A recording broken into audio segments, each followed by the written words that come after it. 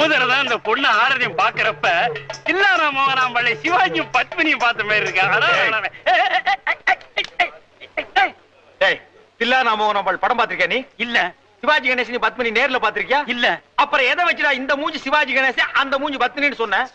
சொல்றா சொல்லு. போல சொல்றியா? ஐயாவா நான் என்ன கிழவனா? தம்பி சொல்றேன் தம்பி, இவருதான் சொல்ல சொன்னாரு.